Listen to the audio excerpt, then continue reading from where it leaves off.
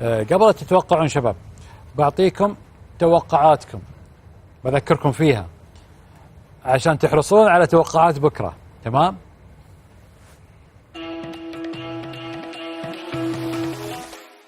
جمال مبارك توقع من النهاية، قول لي من النهاية، أطراف النهاية، أعطيني أطراف النهاية. السعودية والإمارات. السعودية والإمارات. عثمان. الأردن والمغرب. عادل. الأردن والمغرب. عمار. الأردن والمغرب. حسام. المغرب والمملكة العربية السعودية. رواس. من البداية قد صرحنا الإمارات والسعودية. محمد الأحمري. الإمارات والسعودية. نشأة أكرم. السعودية عليلو. ممكن السعودية والمغرب. أحمد السعيد. السعودية والإمارات. باراكوتا. السعودية والمغرب. مايد. السعودية والإمارات.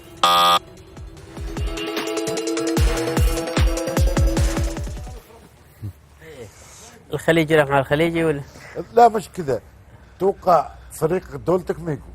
طيب أنا تعرف اللي عجبني فيكم؟ اللي عجبني فيكم البعض يعني عنده ثقة، قال مثل ما قلنا من البداية توقعت غلط يعني. مش غلط. كان الإمارات ما حد يتوقع ولا حد، كلكم رشحتوا. هي اساسا حتى خالت كاس العالم والفيفا والعالم كله يعني ترشيحات. لا برا احنا نمزح احمد، نمزح يعني عادي عادي.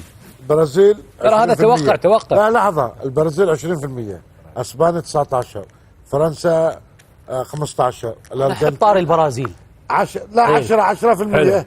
ايه نسبة تناسب اللي يشيل كاس العالم.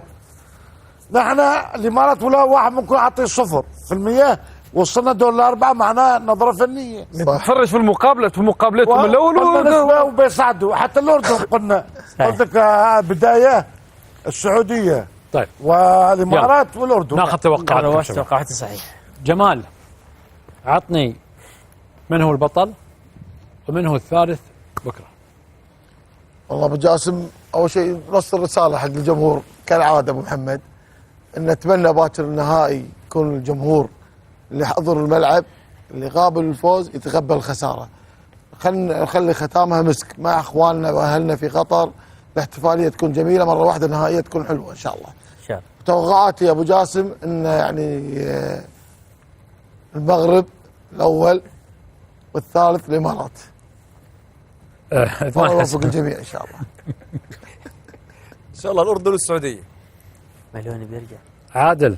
ملوني. المغرب البطل، وصيف البطل الأردن، مركز الثالث السعودية. كان موقف. عمار. أردن بطل، مغرب الثاني، السعودية الثالث، والإمارات الرابع.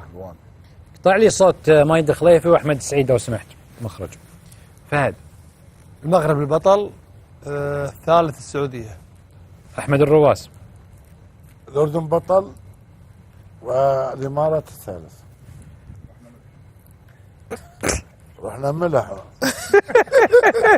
اتوقعنا هذاك من هناك. على الاقل انا ثقت في فريقك، وانت فريقك اللي المفروض تكون فني وتعرف الاحتياط حتى ما رشحته.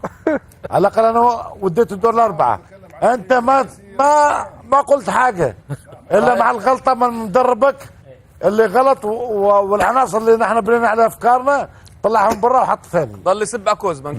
محمد الأحمري. وما بتذكر ما قلت لك محمد الأحمري. قلت لك الأردن والسعودية والإمارات صحيح 100%. الأردن يا محمد الأحمري تفضل. لازم انتم تعكسون. انا ما عكسك الحين. ده هو جبنا لرقات ما عليك منه، هو قلت لك خليك احسن مني يا اخي. ما اعطيهم تقرير عبد الله ما عرفي اللي سماني سقراط ومالك التوقعات. الجمهور كلهم بيقول حق الرواس ما يتدخل فينا، ما يرشحنا ابدا، خليه يبعد عنا. والله اذا انت وكيل جمهور انت تعرف 3 4 بالملايين. اذا وكلك 3 4 يعني وكلك الملايين.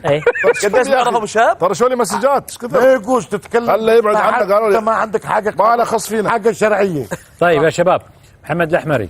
والتوقعات الاول كصعب. خلاص يا احمد الرواس. زواج. احمد وما انت خليه يتكلم بعدين احنا اذا ردينا يا اخي تكلم يا اخي نروح نرقد يا اخي. عبد الله ما اعرف ايه ساكتين يا خالد، ماكلين المر ساكتين يا خالد. اوكي محمد. محمد اولا ان شاء الله نتوقع نهائي يليق بالختام باذن الله. توقع المغرب والامارات. نشأت اوف لحظه قويه. الامارات. ليش؟ لاني اتوقع ان المنتخب السعودي راح يلعب بالصف الثاني بناء على المعلومات.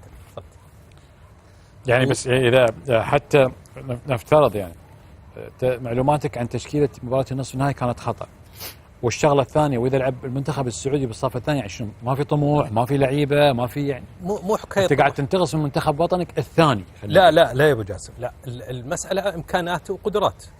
احنا اتفقنا في موضوع زي هذا. انا اتمنى انه يستمر على المنهجيه بغض النظر عن الفوز او الانتصار، وهذه جزئيه من التوقع لانه الامارات اعتقد انه في دوافع حتى في دوافع خصوصا الجوائز الفرديه يعني سالم كانه ممكن تصنيف، لا ننسى التصنيف هم مهم ايضا كانه ما يلعب مصاب. احمد سعيد توقعاتك نشأت لو سمحت نظرتك تفضل انتبهت لها. الله اعلم الفرق اللي راح تعرف تدافع راح تفوز اللي هي الأردن والإمارات. سيدي علي أنا أظن يروح تكون تعادل يروحوا لي بينالتي. اثنين هم؟ بينالتي أنت ما تبي تزعل حد. إيه. نعم؟ ما تبي تزعل حد. دبلوماسي أنت دبلوماسي. لا والله هذا رأيي نشوف هكذا. كل مبارتين؟ لا نهضر على المغرب لا والسعودية والإمارات. أنا بعد ما سمعت الكلام هو يجيب الصحيح أنا نظل نقول الإمارات هي الثالثة. طيب البطل خالد اعتقد الأردن هو البطل. الأردن وإن شاء الله الإمارات الثالث. تبع أنت سمعت عثمان؟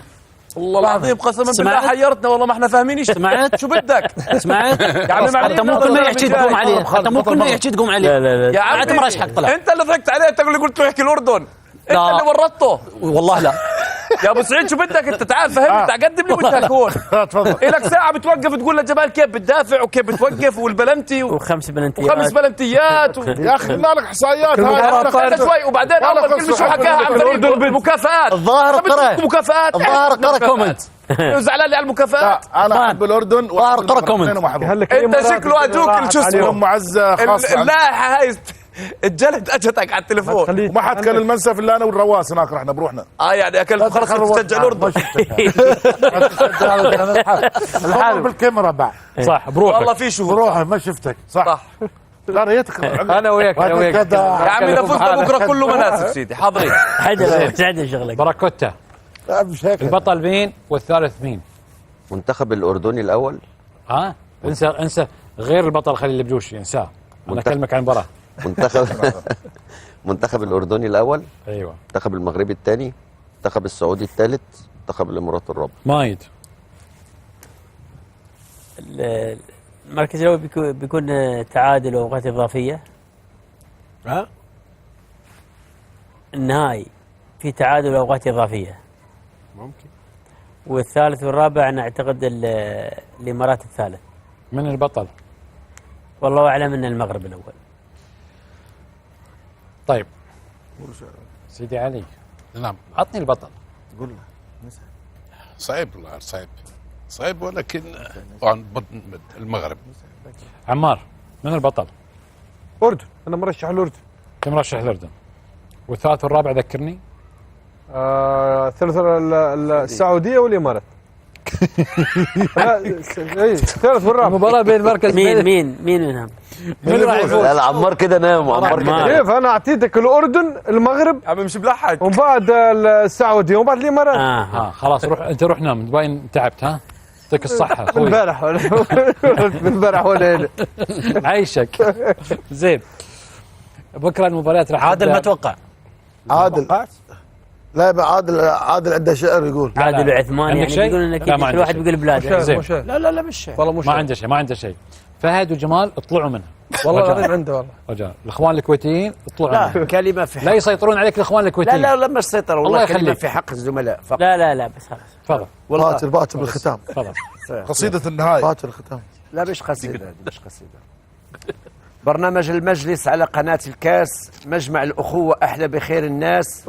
مقدم كفء خالد جاسم، مايسترو كحاكم ناظم، كريم عطاء، سيد خادم، جامع الآراء بود حاسم، باليمين وروح الدعابة محمد بركات الصحابة، وبالشمال كخير جليس خالد الخليفي بفكر أنيس، وعلي بن الشيخ أسطورة كلمات موزونة مبرورة، حسام الدين بقلب وقر، بخلقه أحببنا جزر القمر، محمد الأحمري طيب المعشر، مؤدب الحوار مقتدر، أسد كرة العراق محترم، ودود طيب نشأة أكرم، أحمد السعيد البسمات طموح بنخوة الإمارات، قيدومنا أحمد رواس عميد مجلسنا بإحساس، عمار جمل قول رزين نجم تونس الياسمين، تروح من سلفادور ما سمني، بجنبي مجادل لطيف جمال مبارك الظريف، والتحية لأحمد عزام السوري كريم المقام، والتقدير لفادي العتال فلسطيني أبدا بالبال،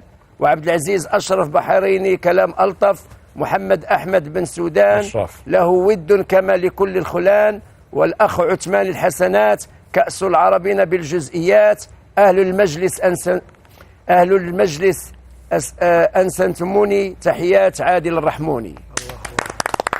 صح لسانك زي ابو جاسم، انا ليش مالي شيء؟ ما قال عن فهم. ما فهم جارك انا ليش مالي شيء؟ تو ساكت تو ساكت. تستاهل تستاهل. انت مش معنا تستاهل. تو ساكت. لما سمني فكرت تو ساكت. لا اسمع مهبة جارك لا ومدلعك بعد. ايه شوف شوف شوف شوف ها شوف دلع وتعطي سنطرة ها ولا حتى بيت من ال 36 اللي قلت يلا زيد بيت في الاخر وخلاص. كله فهد الانصاري يجرح ويداوي على الكل لان يعني تعود يجرح ويداوي يمزح معك يمزح معك. طيب عنده بيت ثاني بكره على فكره الجو بكره الجو بارد ترى وفي احتماليه سقوط امطار والعلم عند الله سبحانه وتعالى. خذ الحذر يعني حط في بالك مظلتك معاك ثقل شوي في لبسك بكره. انا ما نداوم بكره انا بارد مقدم ها مع الدوام انا بداوم يا احمد الرواس. لكن احنا ان شاء الله راح نكون وياكم الساعه 1:15 باذن الله تعالى الظهر. اول مباراه المركز الثالث والرابع راح تكون الساعه 2 توقيت الدوحه في استاد خليفه الدولي بين السعوديه وبين الامارات. والنهائي الكبير راح يكون الساعه 7 بتوقيت الدوحه في استاد لوسيل بين الاردن والمنتخب المغربي. 1:30 ان شاء الله احنا معاكم على الهواء مباشره. مع السلامه.